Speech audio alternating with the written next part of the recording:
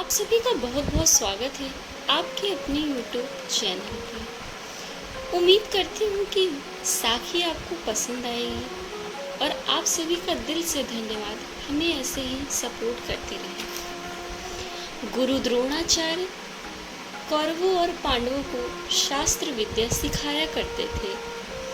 वह समय समय पर अपने शिष्यों की परीक्षा भी लिया करते थे।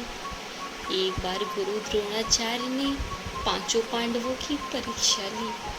वह उन्हें जंगल में ले गए। वहां उन्होंने एक वृक्ष की डाल पर एक पक्षी रख दिया।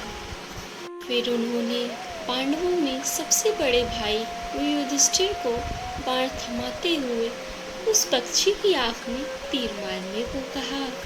युधिष्ठिर से दूर होकर निशाना साधने लगे। जब वह निशाना बांधकर तीर छोड़ने ही वाले थे, गुरुजी ने पूछा, युधिष्ठिर, तुम्हें सामने क्या दिखाई दे रहा है?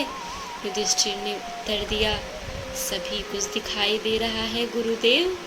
सामने वृक्ष दिखाई दे रहा है, वृक्ष पर पक्षी बैठा दिखाई दे रहा है। इसके अलावा मुझे अपने भाई और आप भी दिखाई दे रहे हैं गुरुदेव। गुरुजी ने उससे एकदम कहा, चलो छोड़ो, तुम्हें निशाना लगाने की आवश्यकता नहीं।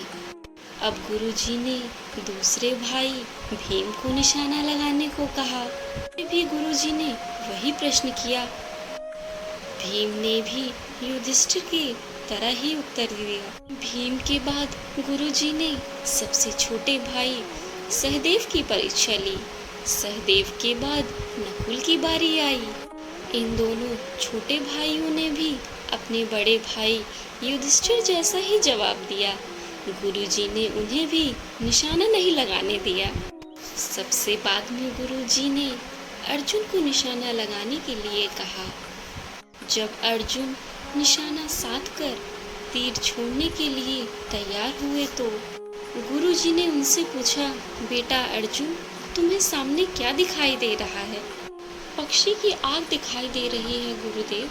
अर्जुन बोले, सामने पेड़ पे भी तो कुछ दिखाई दे रहा होगा। गुरुजी ने फिर पूछा। नहीं गुरुदेव, केवल पक्षी की आंख दिखाई दे रही है, अर्जुन ने फिर उत्तर दिया। गुरुजी ने एक बार फिर पूछा, बेटा आंख के अलावा पक्षी के अन्य अंग भी तो दिखाई दे रहे होंगे। क्षमा करे गुरुदेव, अर्जुन बोले, मुझे पक्षी की आंख के अतिरिक्त और कुछ भी दिखाई नहीं दे रहा। गुरुजी ने उसे तीर छोड़ने की आज्ञा दी। अर्जुन ने तीर मारा। वह सीधा जाकर पक्षी की आंख में घुस गया।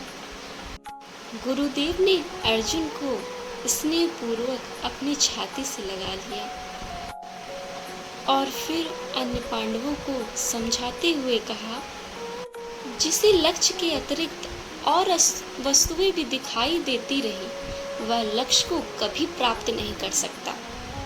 लक्ष्य प्राप्त करने के लिए आवश्यकता है कि हमारी निगाहें केवल लक्ष्य पर टिकी हो। सफलता के लिए आवश्यकता है कि हमारा सारा ध्यान केवल अपने लक्ष्य पर टिका हो। यदि लक्ष्य के अलावा अन्य वस्तुओं का ध्यान आता रहा तो हम लक्ष्य को कभी प्राप्त नहीं कर पाएंगे। धन्यवाद आप सभी का। कमेंट में अपनी राय अवश्य बताइएगा। प्लीज़ चैनल को लाइक, शेयर एंड सब्सक्राइब ज़रूर करिएगा। धन्यवाद। और आप कमेंट में हमें ये भी बता सकते हैं कि आपको और किस प्रकार की कहानियाँ सुनना है।